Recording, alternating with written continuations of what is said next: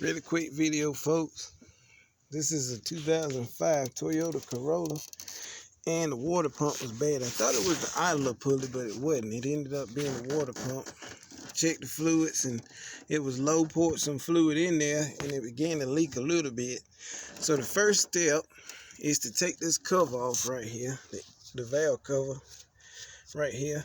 After doing that, you need to come over here to the side, get a 19 millimeter socket or 3/4 socket if you don't have a 19 millimeter, and a breaker bar.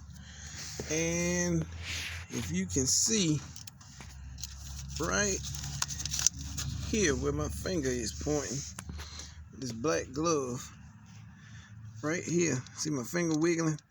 That's your point on your idler pulley, where you pry on and you pull it back towards the vehicle, and it'll loosen the idler pulley. Then you take it off, of course, and take it out for your alternator first, because it will be right here. Once you do that, you need to remove the alternator out of the way in order to get to the bolts fully on the water pump. You have a plug-in right here above the alternator. You have a plug that's on the back of the alternator right here. You have another plug-in on the alternator right there.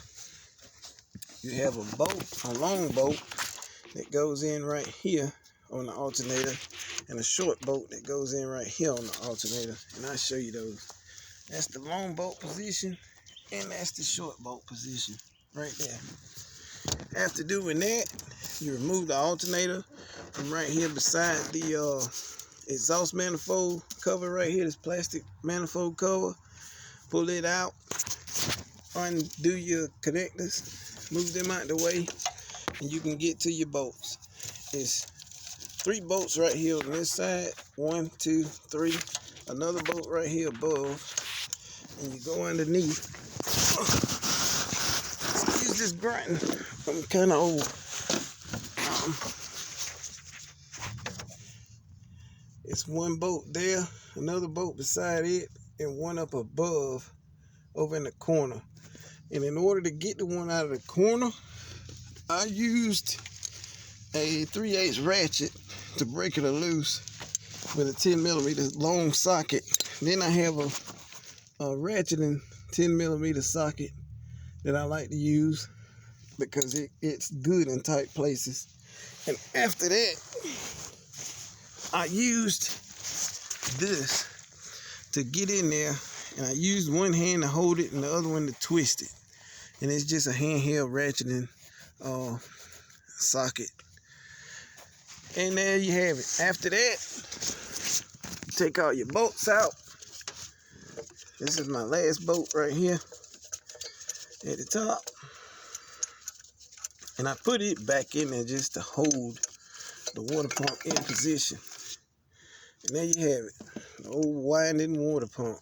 It was squealing and whining and screeching and doing all kinds of stuff, and leaking as well.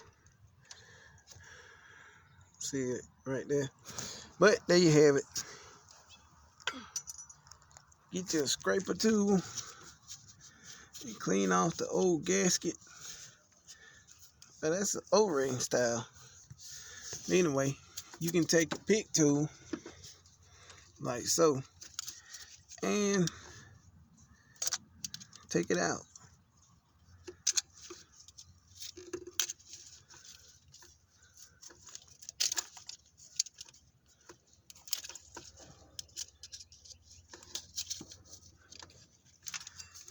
Oh, fell down.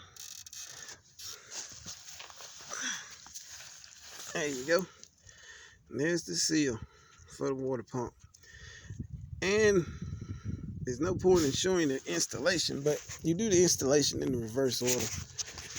And thank you, YouTube. Thank you, Facebook. You guys have a great day. Any questions or comments, leave them in the chat.